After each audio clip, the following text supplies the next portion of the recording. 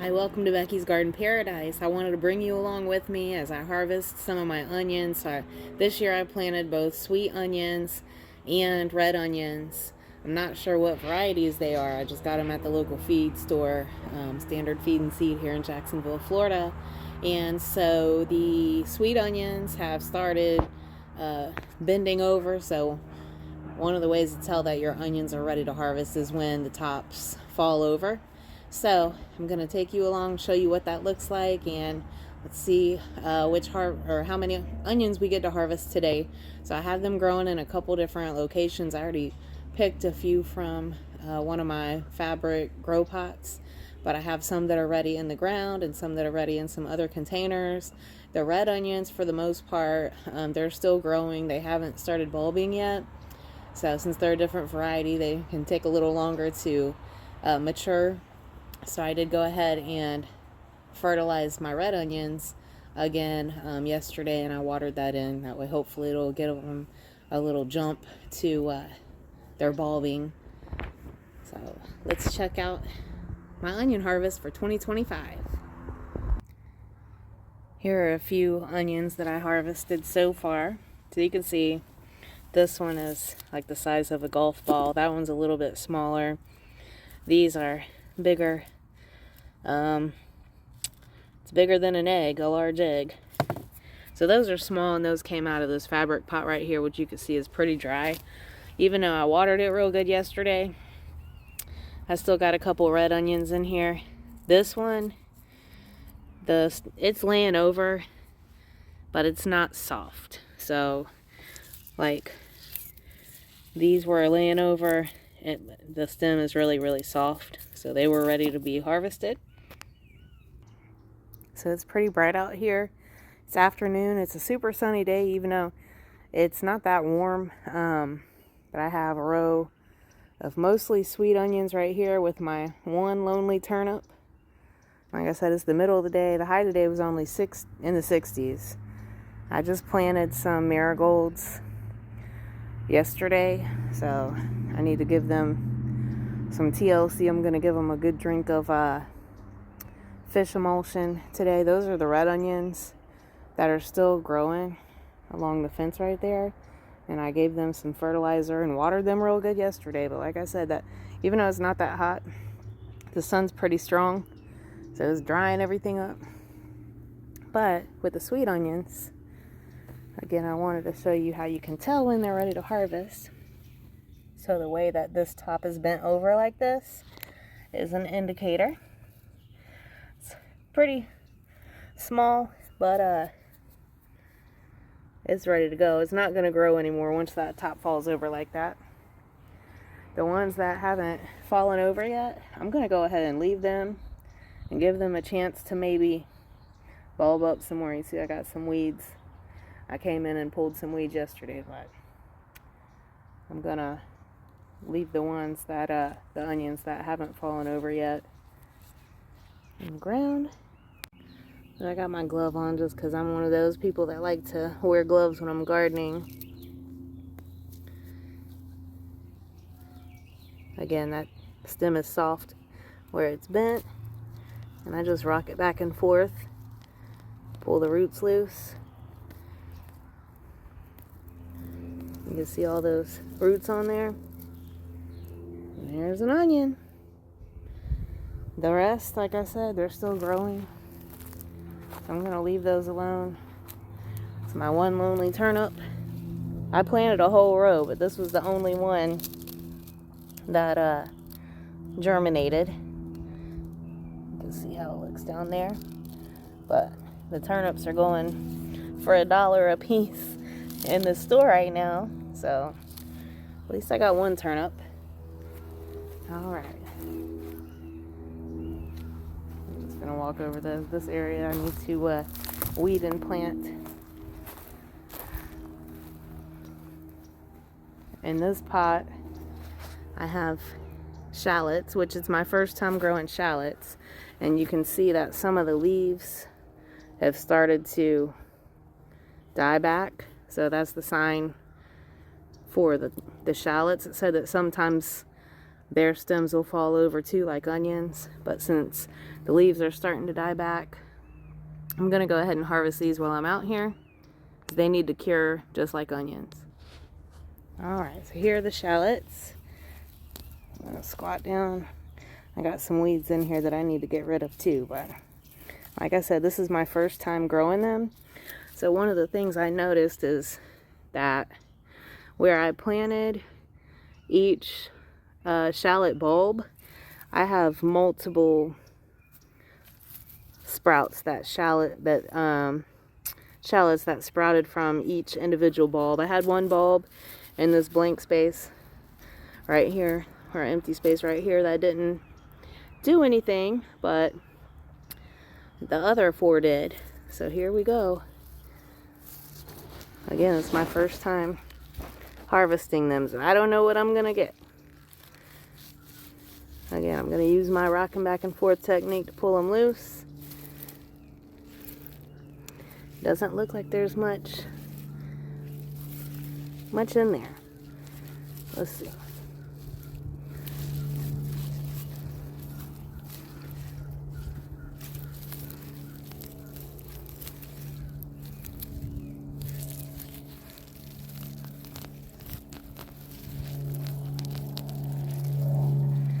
So they didn't really produce actual shallots. I know it's really sunny right now, but all that sprouted from the one bulb. Interesting. You can still use these. Like, I could put them in my dehydrator. It's probably what I'll do. And then use them in like soups and stuff.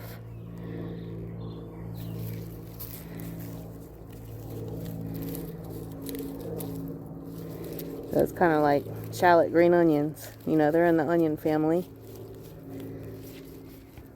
I'm going to put them in my basket though.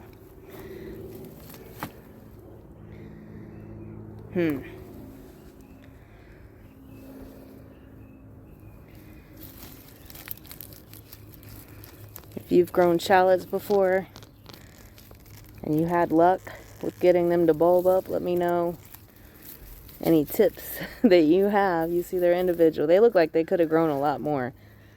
I planted these a while ago in the fall, and it's the second half of March now. Maybe it's just the climate. I'm not sure. I got these from Lowe's. They're pretty. They just didn't like produce the actual bulbs that I was looking for the shallots. All right.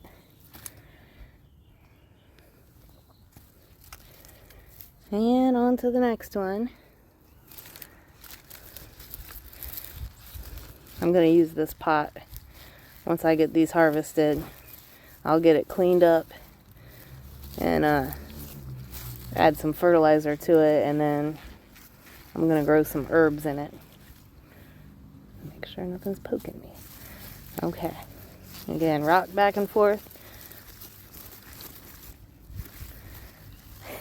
It'd be easier if I was doing it with 2 hands.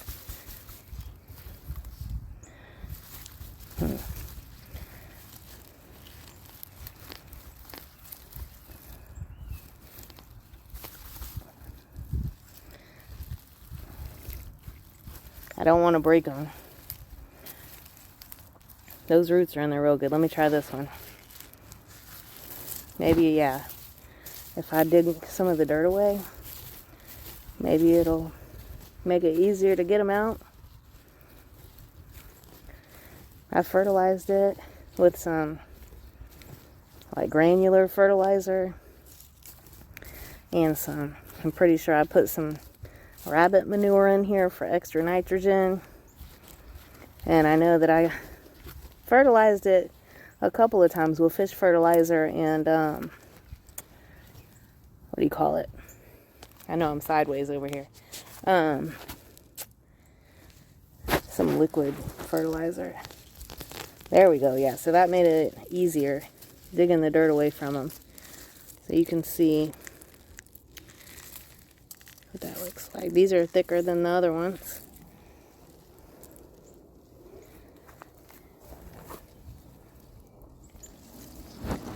Maybe they could have went longer. I don't know. Interesting though. Alright, back to the stubborn one. Got some clover growing in here. I gotta get rid of that.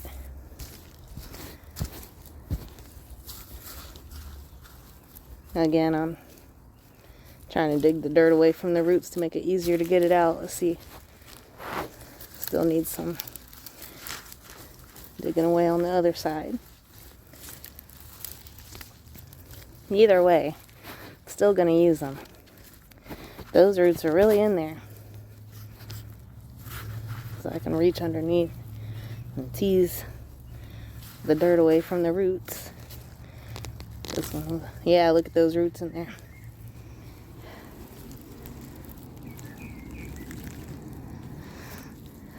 So those are thick. Pretty thick. Thicker than, thicker than green onions. It's like,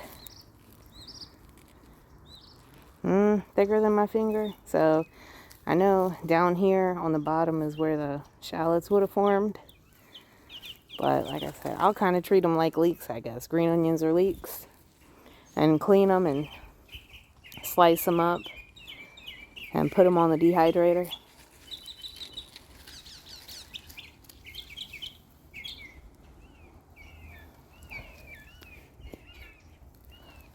I'm over here smelling them. Seeing what they smell like. They smell like, kind of like a mild onion. So this is the basket I have so far. I'm going to go to the other side where I have more onions growing in containers. Alright, so this is some containers that I have up on top of a patio table that you can see here. For this pot, I haven't planted anything in it yet. I might just plant a marigold flower. You can see this is the other container of shallots that I have, and these have not started to die back yet. They're still fully green, so I assume that they're still growing. So this side of the yard gets less direct sunlight right now, more filtered light, which it's under right now through the trees. So these shallots have a whole bunch of clover growing in them too that I'm going to take out. I'm going to pull out those clover. That should also help them grow some more. So wherever I see the clover, I'm just going to pull them out like that. Let's see. I'm just trying to get in there where you guys can see. And it's pretty obvious to tell the difference between the clover and the shallots. I don't know what kind of clover this is. If it's the same clover that grows up north or not. But let's see. Has little yellow flowers. I thought that the clover that grows in Ohio, if I remember correctly, I thought it had little purple flowers on it. So I'm not sure. You can let me know if you live up north. If the clover up north has purple flowers on it or yellow flowers like it does down here, that's a weed. Got plenty of weeds or native plants in my yard.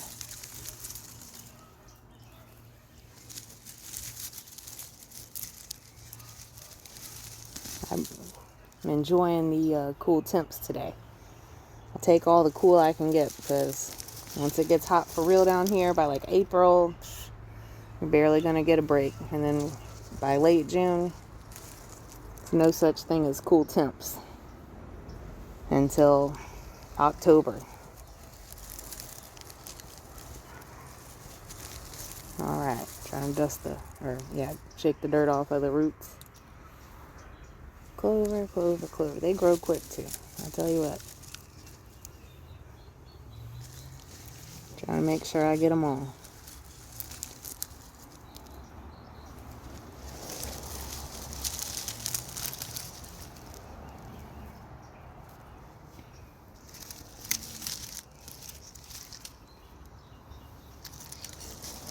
So yeah, these, like I said, these these shallots right here. There's a stick. I always have sticks falling from the oak tree.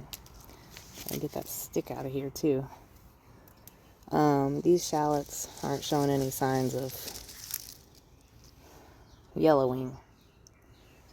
So I'm going to let them keep walled out right there. There's a little tiny bit. That's nothing. I'm going to let it continue to grow.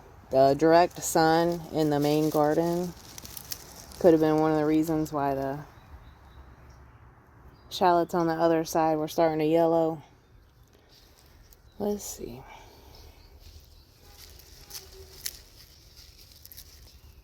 And let me know, especially if you've grown shallots in Florida. If you had luck, if you had the same issues, if you did have luck, what tips do you have? Let's see. So I like shallots. They're good. You know, different flavor when you're making soups and sauces and different things, salad dressings. They're kind of pricey, so I don't buy them very often. So I was hoping to grow them myself. Okay, so I cleaned up this, and you see this is one of the fabric pots. I think that this might be a 5-gallon fabric pot. It's wide. It's not like as tall and cylindrical as a 5-gallon bucket. It's wider, but I've had these for years. I got them on Amazon, and I got, I think, like an 8-pack for a really affordable price, and they've lasted for years. Alright, and then I had extra onions left over after what I'd planted out in the garden, and I just stuck them in these pots. And you can see how some of them are still upright. Let's see. This one is falling over. So you can see how it's bent really good. And if I feel it where it's bent, that stem is really soft right here. So I'm going to go ahead and pull that out and leave the other ones that are still upright in here. Again. That way they can continue to grow. So here's this one. And it's cute. I mean, this is a big enough onion to make a lot of dishes. Like sometimes you have an onion, you only need a half an onion. This is like a perfect size for something like that, like where you're making a small dish or something, or you just want a little bit of onion in there. So when I let them cure, you're supposed to leave, a lot of the greens on, because they're going to pull, those greens are going to dry off after you let them cure for a couple of weeks. Then you can trim off the tops, or they'll just, literally break off after they've cured for long enough. And I also leave the onions, the roots on here while they're curing, and they're going to dry up as well. And then once they finish curing, when I trim the top off, I'll also trim those roots off. All right, I'm going to add this to my collection. There we go. And again, I have some that are upright. So harvesting, that other one is going to give these more time to grow. I have a red one in there. It's leaning over, but that's just because of the weight from the leaves of the other onions in here. It's not ready yet. So I'm just turning it around, because I have another one on the other side that is bent over and the stem is all soft. It's not going to grow anymore. This one came out even easier. Again, just pull it out, try to shake that dirt off. If I had both hands available, it'd be a little easier, but it's okay. So you see how it has the papery skin? You want that to dry as it cures, and it'll help protect the onion inside. So put this in my produce bin. All right. Okay. And this one's starting to soften, but it's not fully soft yet, so I'm going to leave that. Let's go around the table. Okay, so you can see in this one, like I said, I had some leftover onions, so I just was sticking them in these pots. I figured even if I just use them for green onions, it's better than letting those sets go to waste, pulling out this weed. So this onion is a good size onion. I have a couple, you know, that are bigger. And the other ones are red onions. And like I said, over in the big garden, the red onions haven't really started bulbing yet. This one you can see is just starting to bulb. Once they start bulbing is when you want to stop fertilizing them. So yeah, I could use, if I needed green onions, I could come out and use these as green onions. But I have plenty of green onions, which I'll show you in a second. And green onions you can get for free. When you buy green onions from the store, just use the green tops and then plant the root end. I leave a few inches of the root end on. I mean, I've planted them probably like that long before. And they've continued to grow. So you see I have a little skinny red onion here, and then some of them that are bigger, like that red onion right there, looks like it's starting to bulb. I have another good size onion right here in this pot, and then I still have a ton of green onions in this tiered planter. I've had these green onions for years. Like I said, from buying green onions from the store and then coming out here and planting them in this tiered planter. So you can see that they're starting to bolt, but I let them go even if they bolt. Like, you could cut the scapes off and use those. Like, people say that they're real good flavor. Some people eat the onion blossoms or put them in salads, salad dressing, stuff like that. I haven't done that, but last year when I let them bolt, I got this addition. So this is a green onion that I didn't plant. It came from seed last year from one of these green onion plants that bolted. So this will continue to grow up taller, and then this is basically the flower bud of the onion, and it'll open up and bloom into this pretty white flower. You can see that one's longer. And then once it blooms, the stem will die back and everything. I just trim that off and leave them, and they keep growing. But I thought it was interesting that this one is bolting. They're supposed to be biennial, meaning that first year they just grow the green onions, and the second year is when they will bloom. But this is its first year, because this one self-seeded and was a teeny tiny, like a blade of grass when it first germinated, and it just self-seeded by itself. And it's its first year, but it's already bolting. You guys can see, speaking of bolting, in the background, I have my Ethiopian kale that bolted as soon as we started to get some warm weather. So I gotta clean those pots out, and I'm gonna put some tomatoes in those pots back there. But today we're focusing on these onions. And I use these a lot when I'm cooking. Come out here and cut a couple of them.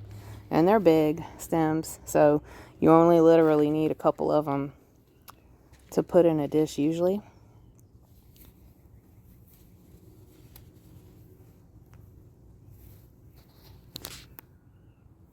Alright, so I just wanted to show you one more time the few onions that I harvested today, because I left a lot of them to continue to grow. But this is the beginning of the onion harvest for 2025, as well as my first shallot harvest. So we talked about that. Thank you for joining me. If you like my video, please subscribe, share it on your social media, and I look forward to seeing you back next time.